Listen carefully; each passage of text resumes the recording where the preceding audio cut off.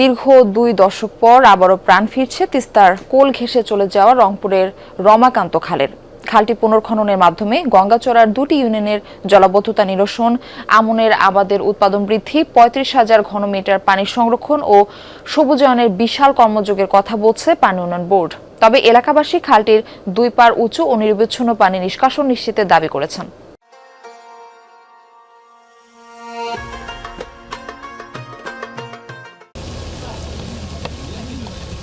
2006 সালের পর গঙ্গাচড়ায় তিস্তার বাম তীরে বন্যা নিয়ন্ত্রণ বাঁধে ব্লক দেওয়ার পর একটি সরু খাল তৈরি হয়। খালটি লক্ষ্মীটারির মহিপুর থেকে গজঘণ্টার সালাপাক, রমাকান্ত, বোতলারদোলা হয়ে মরনিয়া ইউনিয়নের নরসিং গ্রামে আবারও তিস্তায় মিলিত হয়।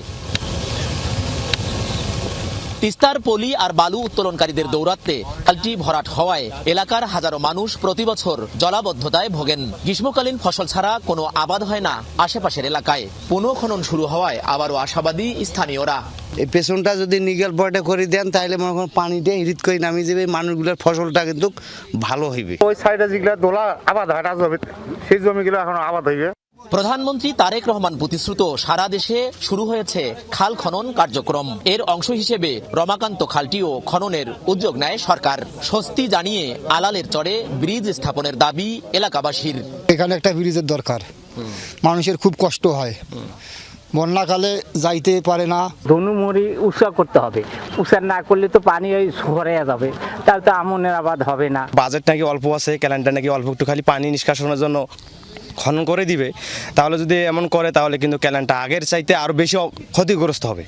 পানি উন্নয়ন বোর্ড বলছে খালটি খনন হলে 2.5 কিলোমিটার এলাকায় আমনের আবাদ জলাবদ্ধতা থেকে রক্ষা পাবে। স্বচ্ছতা ও জবাবদিহিতার মাধ্যমে কাজ সম্পন্ন করার প্রতিশ্রুতি স্থানীয় প্রশাসনের। পানিটা স্টোরেজ হবে প্রায় 35,000 কিউবিক মিটার।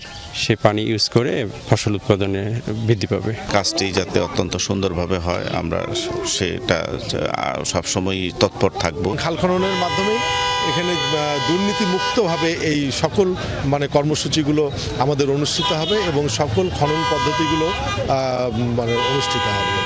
খালটির পুনঃখনন কার্যক্রমের উদ্বোধন করেন পানি সম্পদ প্রতিমন্ত্রী ফরহাদ হোসেন আজাদ। খাল খননের মাধ্যমে উত্তরাঞ্চল আবারও শস্য ভাণ্ডারে পরিণত হওয়ার আশা করেন তিনি। শুষ্ক মৌসুমে সেখানে পানি ধারণ হবে, এর মধ্যে দিয়ে কিন্তু আমাদের পানির লেয়ার কিছু নিচে না নামে সেই জায়গায় স্থিমিত হবে। কয়েক হাজার হেক্টর জমি সেচ সুবিধা পাবেন। এছাড়াও এই যে আমরা খালটি খনন করব, 2 পাশে আমরা বৃক্ষরোপণ করে আমরা সবুজায়নের দিয়ে এগিয়ে যাব। গেল 16 মার্চ সারা দেশের 53টি জেলায় নদী, খাল, জলাশয় পুনঃখননের উদ্বোধন করেন প্রধানমন্ত্রী তারেক রহমান।